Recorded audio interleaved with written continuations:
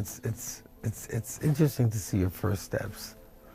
You know, like, I wouldn't say first steps, I would say crawling. For fans of R&B, Maxwell wasn't just another singer, he was the voice. He didn't chase fame, he glided through it. But behind the effortless cool was a man battling pain, pressure, and personal demons. We saw the awards, the hits, the slow jams that defined a generation. But what we didn't see was how much he was carrying. The loss of his mother when he was just 23, the weight of industry expectations, the years where he disappeared, not because he ran out of ideas, but because he was running from something deeper. From heartbreak to rumors, from silky falsettos to raw grit, Maxwell's journey is more than music. It's mystery, pain, reinvention, and something he kept hidden for years. But to understand Maxwell, we have to rewind way before the fame. The next one will be something that I've always wanted to do.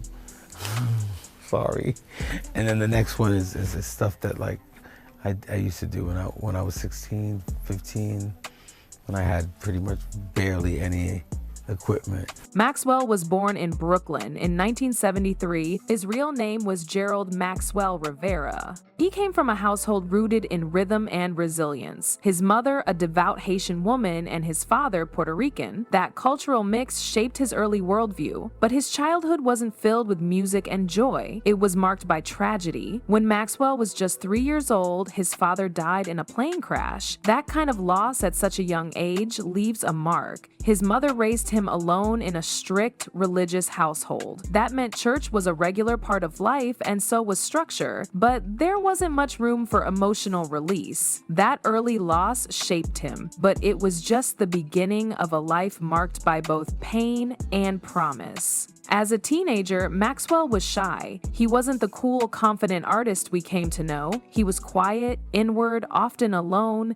but he found something that lit a spark, a cheap Casio keyboard. He started experimenting with melodies, layering sounds, teaching himself how to make music. No formal training, no mentor, just a kid in a bedroom with a keyboard and a growing obsession. He was heavily inspired by the electronic soul of the 80s, think SOS band Prince and Marvin Gaye. He soaked in the vulnerability and romance of that era and began forming his own musical identity. While most teens his age were chasing popularity, Maxwell was chasing something internal, some way to express the stuff he didn't talk about. But not everyone saw the vision. He had a unique look, long sideburns, skinny braids, wild hair. His classmates didn't get it. He was bullied, laughed at, misunderstood. Still, he didn't change to fit in. He kept his head down and kept working. They laughed at his style, but they couldn't laugh at his talent for long. Yeah, right now the emotions just come, so it's still not even like registering that he's not around anymore. By the early 90s, Maxwell started performing in New York's underground club scene. These weren't flashy shows, just raw talent and a mic. He wasn't chasing fame, he was crafting a sound. Over the span of 2 years, he wrote over 300 songs. Most of it never made it to the public, but the demo tapes did, and they started getting passed around. The buzz started to grow.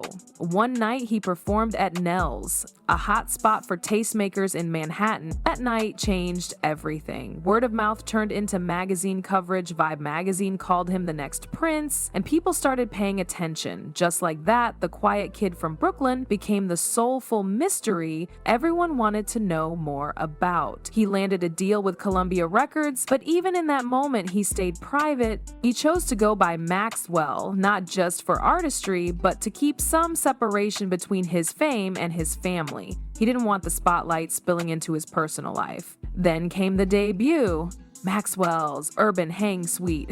It didn't blow up instantly, but over time, it became a quiet storm classic. Smooth, sexy, real. The falsetto, the storytelling, the grown man vulnerability, people were hooked. And just when the world wanted more, he disappeared. No interviews, no new music, just silence. Rumors started flying. Was it drugs? Was he overwhelmed? Did he quit music completely? Some said he was mentally spiraling, others said he was chasing pleasure and partying, but nobody really knew.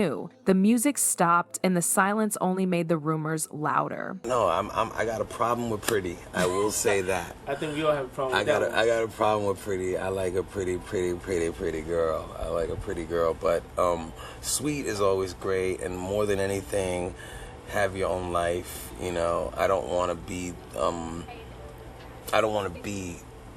the reason why you are. I want to be an addition to why you are. And you know, secure is also good too, because sometimes when you're out, you know, you have people who are, you know, how things can be with women and all that, and you just want your lady to kind of know that she is the one, even if you have to kind of stop by and say hello to somebody, and you know what I mean, and show some whatever you got to do because they really love your music or whatever. So I usually look for that, basically. In 2009, after nearly a decade of silence, Maxwell finally spoke up in an interview with The Guardian. For years, people filled the gap with their own stories, drugs, mental breakdowns, wild parties, but none of that was true. What really happened? He was burnt out. Maxwell explained that the pressure to deliver music at the same high standard that got him recognized in the first place was eating at him. It wasn't about running away from the industry, it was about protecting what he had built. He said, "I didn't want to make anything that wasn't real." He was anxious. He needed space. Fame had come fast, and with it came expectations he didn't ask for. Critics called him reclusive. The media spun silence into scandal, but the truth was much simpler. He was tired. He needed time to breathe, reflect, and get back to the why behind his music. Turns out, what he was hiding was his need to heal. When he returned, fans noticed something else: his voice. The falsetto was still there, but it didn't float the same way. There was something different in the tone, rougher, deeper. Maxwell explained the shift. Part of it was age, part of it was emotion, and part of it, he admitted with a grin, was whiskey. He wasn't trying to keep his voice frozen in time, he let it evolve. He didn't fear the change, he embraced it. That natural wear, he saw it as character, not decline. The falsetto was still there, but now there was grit and wisdom. Maxwell also opened up about how he thinks about his music. To him, albums are like chapters in a story, more like TV seasons than standalone hits. Each one builds on the last, but they all show a different side. Take the Black Summer's Night trilogy. It wasn't just about sound, it was about life stages. Black was about vulnerability and heartbreak. Summer's was smoother, a bit more upbeat. Nice Still to Come was meant to close the loop with reflection and maturity. He said the pressure isn't just to make another hit, but to grow artistically. And that kind of growth doesn't always mean louder or flashier. Sometimes it means going deeper, telling the truth even when it's not pretty, but topping yourself isn't always about going bigger, it's about going deeper. And then came a real scare, one that could have ended everything. Maxwell revealed that he suffered a hemorrhaging of his vocal cords. There was also swelling, and it forced him to stop everything. Total vocal rest. He couldn't sing, could barely talk. For someone who communicates with emotion and voice, it was a nightmare. But again, he chose healing. No shortcuts, no auto-tune, no studio tricks to mask the flaws. When he came back, it was with raw, live energy. He said he didn't want perfection, he wanted real. Even if the notes cracked, even if the falsetto didn't glide like before. That was the point. Music for him wasn't about control, it was about truth. He didn't want perfection, he wanted truth, even if it cracked. You know what's funny? Because there's the Maxwell thing, and then there's the Max thing, you know, and then, you know, there's just two different people.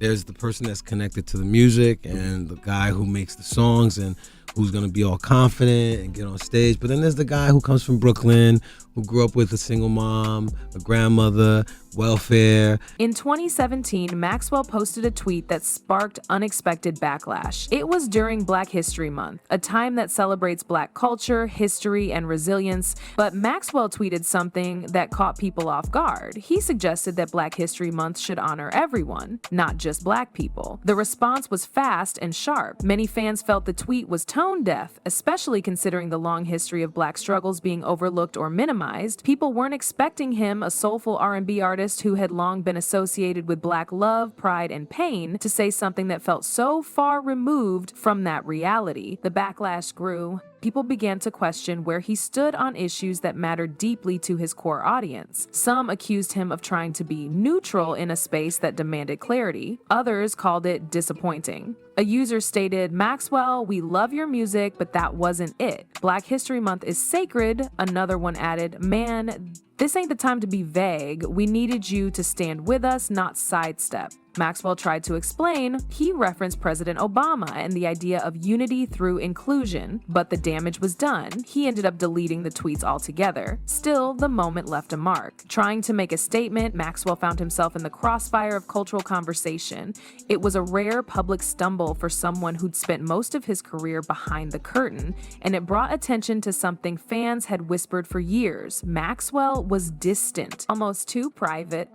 He didn't do interviews often. He wasn't active on social media unless he had something to promote. He didn't comment on major cultural moments like other artists did. For fans who grew up with his music, that distance started to feel personal. Was he still connected to the culture? Did he still see the people who made him who he was? Social media can be brutal. One tweet read, "Your album went paperclip," another joked that he disappeared more than their dad. The same people who once called him a genius now mocked him for being irrelevant. The silence, which once felt like mystery, started to feel like neglect. In a world of oversharing, Maxwell's silence felt like betrayal to some, but maybe that was the point. Maxwell never wanted to be a celebrity. He wanted to make music, not headlines. His retreat wasn't about arrogance, it was about peace. And even when the world demanded transparency, he chose privacy. That came at a cost, but he didn't seem willing to trade his soul for more likes or louder applause. Because at the end of the day, Maxwell's story isn't loud. It's not full of scandals, paparazzi shots, or wild confessions. His legacy is quiet. It's in the falsetto, the grit, the pauses between albums, and the calm between chaos. He never gave people all of himself, and that frustrated some. But maybe that's what made his music so rich. What he did give came from a place of honesty.